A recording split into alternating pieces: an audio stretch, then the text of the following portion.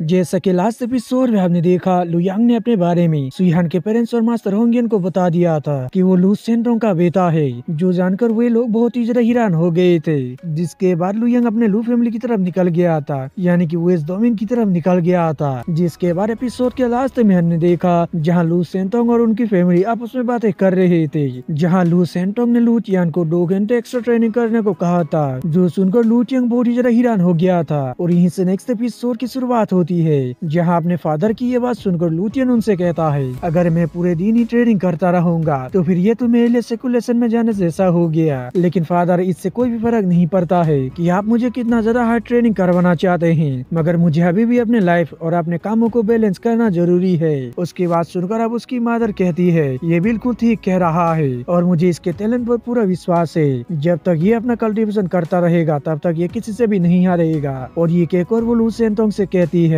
इसलिए तुम इसे हार्ड ट्रेनिंग करने पर फोर्स ना करो। ये सुनकर अब लू सेंटोंग लूटियन से कहते हैं, अगर तुम्हारा लक्ष्य सिर्फ ब्लेड मास्टर बनना है तो तुम आसानी से एक ब्लेड मास्टर बन सकते हो, लेकिन अगर तुम्हें एक स्वॉर्ड गॉड बनना है तो फिर तुम्हें दूसरों की तरह हार्ड ट्रेनिंग करना होगा। साथ ही बाकी सभी हेवनली चाइल्ड से बहुत ही ज्यादा हार्ड ट्रेनिंग कर रहे हैं, इसलिए अगर तुम अपनी ट्रेनिंग को कम कर दोगे तो फिर तुम उनसे पीछे रह जाओगे। उनकी बात सुनकर अब लूटियन उनसे कहता है, मेरे रास्ते में अभी से हेवनली चाइल्ड्स नहीं है, क्योंकि सुयान की सोल बुरी तरह से डैमेज हो चुकी है, इसलिए वो आगे की कल्टीवेशन को नहीं कर सकती है। और जहाँ तक उस फेंगियन की बात है, वो टू एक पुअर फैमिली से बिलोंग करता है, इसलिए वो ग्रेट मार्शल आर्ट्स को सीख नहीं पाएगा, जिसकी वजह से वो सिर्फ एक ब्लेड मास्टर ही बन पाएगा, वो उससे आगे नहीं बढ़ पाएगा। और इसी के साथ ही हुआचोंग और चुयान वैसे भी मुझसे काफी ज्यादा पीछे हैं, इसलिए बाद में जब मैं अपने ट्रेनिंग को बहुत ही ज्यादा हार्ड कर दूंगा तो फिर मैं जेन वूसोंग और ली जिहुए को बहुत ही आसानी से पीछे छोड़ दूंगा, जिसके बाद स्वॉर्ड गॉड का अगला पोजीशन मेरा होगा। और उसकी ये सब बातें सुनकर लू सेंटोंग बहुत ही ज्यादा गुस्सा हो जाते हैं और वो उस पर चिल्लाते हुए कहते हैं, मैं सिर्फ तुम्हें तुम्हारी ट्रेनिंग पर ध्यान देने के लिए कह रहा हूँ, ना कि दूसरों को नीचा दिखाने के।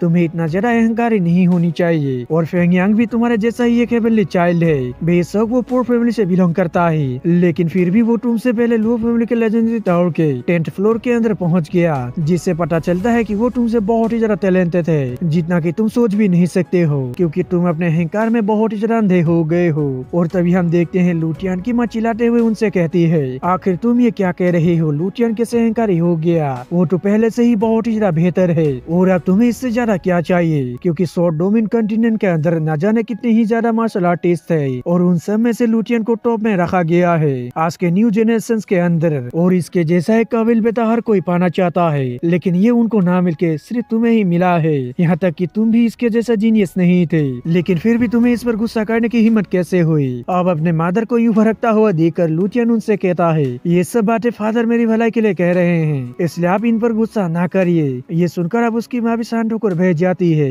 जिसके बाद वहाँ पर एक सिपाही आता है और बताता है कि मास्टर यांग सो चाइल्ड आपका बाहर वेट कर रहा है। उसकी बात सुनकर अब लू सेंटोंग उससे कहता है, उसको लिविंग रूम की तरफ ले जाओ। और ये कहकर वो खड़े हो जाते हैं, जो देखकर अब लूटियन की माँ गुस्सा करते हुए उनसे कहती है, आज तुम यहाँ से बिल्कुल भी नहीं जा सकते हो। पर उनकी बातों को नजरअंदाज करते हुए लू सेंटोंग वहाँ से चले जाते हैं। उनके जाने के बाद लूटियन की माँ कहती है, क्या यहाँ पर यंग सो चाइल्ड यानी कि फेंगियांग आया है, जिसके बारे में तुमने पहले मेंशन किया था, लेकिन आखिर वो यहाँ पर क्यों आया है। इस पे अब लूटियन भी उन्हें हाँ कह देता है और बताता है कि मुझे भी इसके बारे में मालूम नहीं है, लेकिन आपको फादर से इज्जत से बात करनी चाहिए, क्योंकि वो एक ब्लेड मास्टर है। ये सुनकर अब उसकी मदर अहंकार से कहती है, तो क्या हुआ, अगर वो एक ब्लेड मास्टर है तो मेरे फादर भी एक ब्लेड मास्टर है और जल्द ही तुम भी एक ब्लेड मास्टर बन जाओगे, आखिर वो मेरा क्या ही बिगाड़ लेगा। फिर लूटियन उनसे कहता है, मैं भी जाकर यंग सो चाइल्ड से मिलकर आता हूँ और पूछता हूँ कि आखिर वो यहाँ पर क्यों आया है। और ये कहकर वो वहाँ से लुयांग से मिलने के लिए आ जाता है, जहाँ आकर वो लुयांग से पूछता है कि तुम मेरी फैमिली में क्यों आए हो।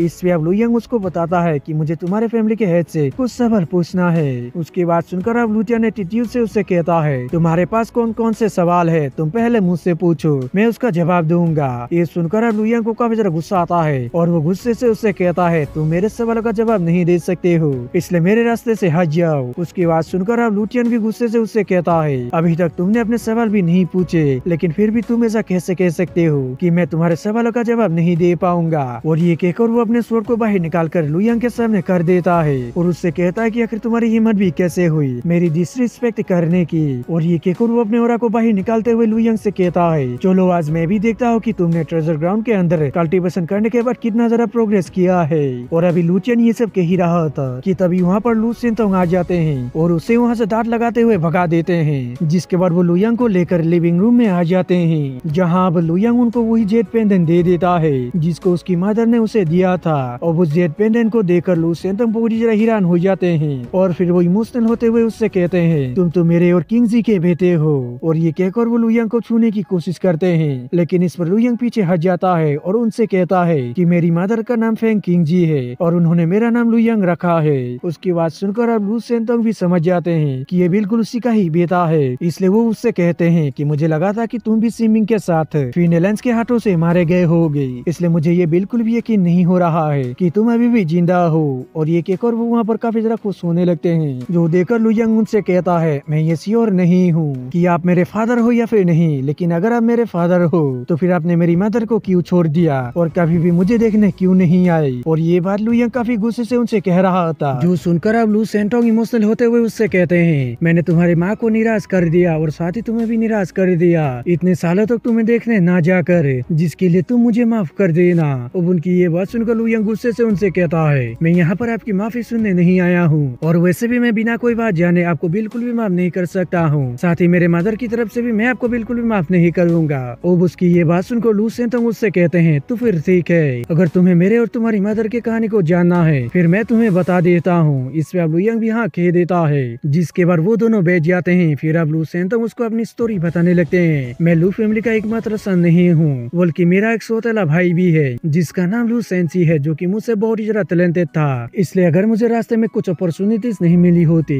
तो फिर लू सेंसी मुझसे पहले स्वॉर्ड किंग बन जाता। और ये कहकर वो आगे बताते हैं, स्वॉर्ड किंग बनने से पहले मैं दुनिया में बहुत ही ज्यादा घूमा था, जहाँ घूमते हुए मुझे चू होंगलैंड मिल गई साउथ डोमेन के एक बैंक्वेट में, और वो चू फैमिली से बिलोंग करती है जिसका फादर एक ब्लेड मास्टर है और उनका नाम चू जियान है। इसलिए मैंने एक स्ट्रॉन्ग सपोर्ट पाने के लिए और लू फैमिली के हेड के पोजीशन को पाने में मेरे सोटेले भाई से कॉम्पीट करने के लिए इस मौके का फायदा उठाया, यानी कि मैंने मेरी मदद से कहकर साउथ डोमेन के चू फैमिली के अंदर मैरिज का प्रपोजल भेज दिया ताकि मैं एक ब्लेड मास्टर का सन इन लॉ बन सकूं, जिसपे वो लोग भी इस मैरिज के लिए मान गई और फिर मैं एक ब्लेड मास्टर का सन इन लॉ बन गया। और इन्हीं अपॉर्चुनिटीज की वजह से मैं लू सेंसी से पहले स्वॉर्ड किंग रियलम पर पहुंच गया और फिर लू फैमिली के हेड के पोजीशन को टेक ओवर कर लिया। फिर उसके बाद मेरा और होंगलैंड का एक बेटा हुआ जिसके बारे में तुम्हें भी मालूम है, और वैसे भी मैं स्वॉर्ड किंग इसलिए बन पाया क्योंकि मुझे ब्लेड मास्टर द्वारा चांस मिला था, लेकिन फैक्ट की बात ये थी कि मेरे पास ब्लेड मास्टर बनने का कोई भी क्वालिफिकेशंस नहीं था, जिसका पता होंगलैंड को भी चल गया हमारी शादी के बाद में, जिसकी वजह से वो मुझसे काफी ज्यादा निराश हो गई, जिसकी वजह से हम दोनों के बीच काफी ज्यादा बहस होने लगी। और साथ ही होंगलैंड अपने ब्लेड मास्टर फादर के साथ काफी प्यार से पली बड़ी है, जिसकी वजह से वो उनका फायदा उठाते हुए एक दिन काफी ज्यादा नौटंकी करने लगी, जिसकी वजह से हम दोनों के बीच उस दिन बहुत ही ज्यादा बहस हो गई, जिसकी वजह से मुझे काफी ज्यादा शर्मिंदा होना पड़ा और मुझे यहाँ पर बिल्कुल भी खुशी नहीं मिल रही थी। इसलिए मैंने अपने फैमिली को छोड़ दिया और एक यंग मैन बनकर पूरी दुनिया घूमने लगा, और मैंने कई सारे डेंजरस जगह को भी एक्सप्लोर किया ताकि मुझे वहाँ पर कोई अपॉर्चुनिटी मिल जाए जिससे कि मैं एक ब्लेड मास्टर बन पाऊँ। और मैं दूसरों की तरह बहुत ही ज्यादा टैलेंटेड नहीं था, लेकिन साथ ही वहाँ पर मेरा लक भी उतना ज्यादा बुरा नहीं था, क्योंकि जब मैं बहुत ही ज्यादा डेंजरस रूइंस को एक्सप्लोर कर रहा था तो तब मुझे वहाँ पर एक बहुत ही एंशिएंट रूइन मिला, जिसके अंदर मुझे लेजेंडरी स्वॉर्ड डार्क किरिन के बारे में इंफॉर्मेशन मिली। और लेजेंडरी स्वॉर्ड डार्क किरिन का नाम सुनकर लुयांग हैरान होते हुए उनसे पूछता है, क्या आपको वहाँ पे लेजेंडरी स्वॉर्ड डार्क किरिन दिखी थी और क्या आपने उसको हासिल कर लिया? जिस पे आप वो भी ना कह देते हैं और बताते हैं कि एक लेजेंडरी स्वॉर्ड कोई ऐसी चीज नहीं है जिसको आसानी से हासिल किया जा सकता है,